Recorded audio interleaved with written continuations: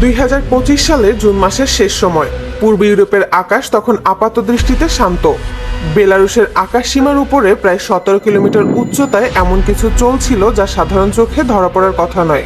আকাশ পরিষ্কার, আবহাওয়া অনুকূলে আর নিয়মিত টহলের অংশ হিসেবে বেলারুশের সামরিক হেলিকপ্টারগুলো সীমান্ত এলাকায় ঘোরাঘুরি করছিল।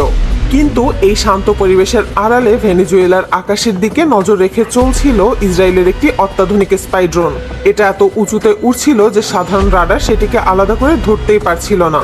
এই স্পাই ড্রোন কোনো সাধারণ ড্রোন ছিল না, এটি ছিল $5.7 মিলিয়ন মূল্যের, যা ইসরায়েল আমেরিকার কাছ থেকে কিনেছে। এই ড্রোন একটানা কয়েকদিন আকাশের উপরে ভেসে থাকতে পারে এবং শত্রুপক্ষের রাডার ও কমিউনিকেশন সিস্টেম থেকে যে কোনো সিগন্যাল ট্র্যাক করতে পারে।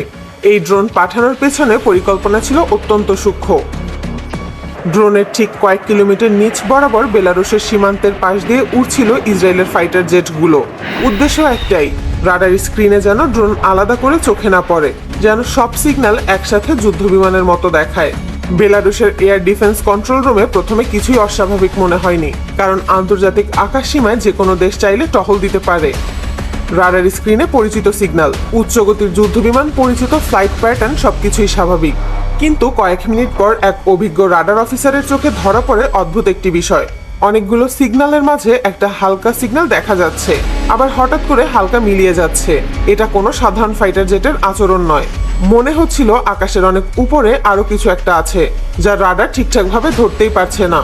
বেলারুশের হাতে থাকা রাশিয়ান প্রযুক্তির রাডার সাধারণ কিছু নয়। বেলারুশ বহু বছর ধরেই রাশিয়ার কাছ থেকে এগুলো কিনেছে।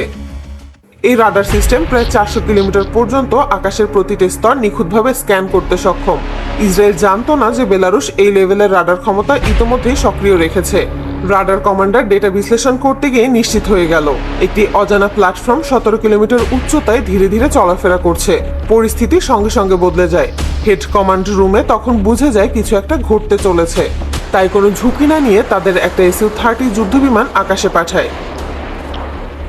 শক্তিশালী এই ফাইটার জেট সরাসরি সীমান্ত বরাবর চলে যায়, যেখানে ইসরায়েলের ফাইটার জেটগুলো ছিল সেখানে। দুই দেশের যুদ্ধবিমান আকাশ সীমার দুই পাশে মুখোমুখি অবস্থানে দাঁড়িয়ে আছে। কোনো রেডিও বার্তা নয়, কোনো সতর্ক নয়, শুধু টানটান উত্তেজনা। এই মুখোমুখি অবস্থানের মাঝেই বেলারুশের এয়ার ডিফেন্স ইউনিট একটি বড় সিদ্ধান্ত নেয়। এই স্পাই ড্রোনটি তখনও ডেটা সংগ্রহ করছিল। নির্দেশ দেওয়া হয় S-400 এয়ার ডিফেন্স সিস্টেম প্রস্তুত করার জন্য। এই S-400 সিস্টেম বেলারুশ রাশিয়ার কাছ থেকে কিনেছে। এর সবচেয়ে বড় শক্তি হলো, একবার যদি টার্গেটের আনুমানিক অবস্থান পাওয়া যায় তাহলে মিসাইল নিজেই টার্গেটের দিকে ধেয়ে যায়। যত কাছে যায় তত নিখুঁতভাবে টার্গেটকে লক করে।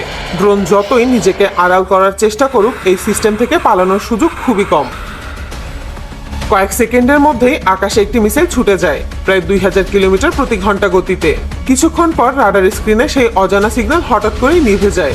$5.7 মিলিয়ন মূল্যের ইসরায়েলি স্পাই ড্রোন ভেঙে পড়ে মাটিতে। আধুনিক যুদ্ধক্ষেত্রে শুধু যুদ্ধবিমান নয়, রাডার, ড্রোন আর আকাশ প্রতিরক্ষা ব্যবস্থায় আসল শক্তি। সেদিন কোনো হইচই হয়নি, কোনো রেষারেষি হয়নি, কিন্তু আকাশে ঘটে যাওয়া এই ঘটনা দেখিয়ে দিল ভবিষ্যতের প্রযুক্তি কতটা অদৃশ্য এবং কতটা চুপচাপ।